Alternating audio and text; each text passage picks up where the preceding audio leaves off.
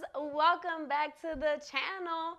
If you like food and you like tips on how to improve your life, don't forget to hit that subscribe button. I post videos every Monday, Wednesday, and Thursday. Also, hit the notification bell so you'll be notified every time a new video goes up.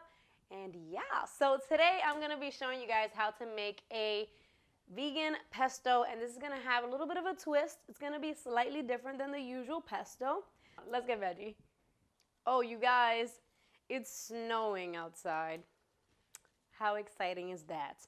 It's snowing and I have the heat cranked up to like the max in here. I'm wearing shorts. Because that's how I do it. I wear something cute on the top and then just like whatevs on the bottom because you can't see it, but yet here I am showing you. I'm too real with you guys, okay? Just too real with you guys. Anywho, I have approximately 2 cups of basil, which are going into the blender. This is gonna like start off like a regular basil pesto, but just a slight difference. We have that in there into our blender. You can also use a food processor. I have 3 garlic cloves here. However, I usually use 2 garlic cloves, but these are a little bit on the itty bitty side, like myself. So I'm doing 3 instead of 2. But if you have larger ones, definitely do 2. I'm also adding, instead of pine nuts, I'm doing some pecans because I've noticed that I just really enjoy adding pecans to pesto. We have some nutritional yeast. As usual, the recipe will be linked down below. I have some lemon juice.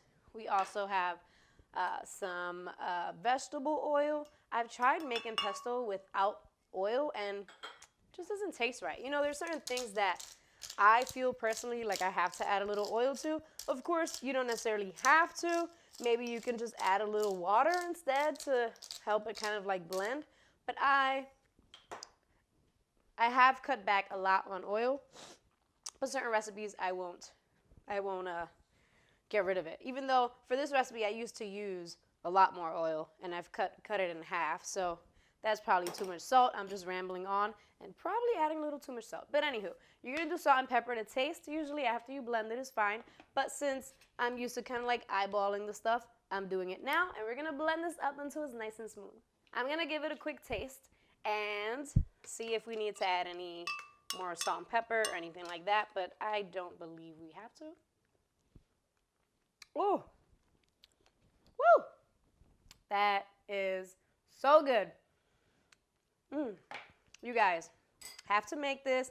Let me know what you guys think, and toss this on some some pasta, of course. You can do this on some toast. You can spread this or add this on a salad, whatever you like. You could drink it with a straw, even though it might be a little tart, but other than that, it'll be delicious. But that's it, you guys. I'm just placing it into a little container here just to make it look cute for the picture, for our thumbnail. However, that is that. Don't forget to tag me. Oh, this would also go really good, even though I haven't had it with it. I know this would also go really good, like spread over top of my vegan steak. Oh my goodness. I'm gonna link the vegan steak recipe down below as well, so you guys can check it out. I hope you guys enjoyed this video. Let me know if you enjoy sauces. I'm a huge sauce person. Also, give this video a thumbs up. Share it so other people can see how delicious vegan food can be. And I'll talk to you guys soon. Bye.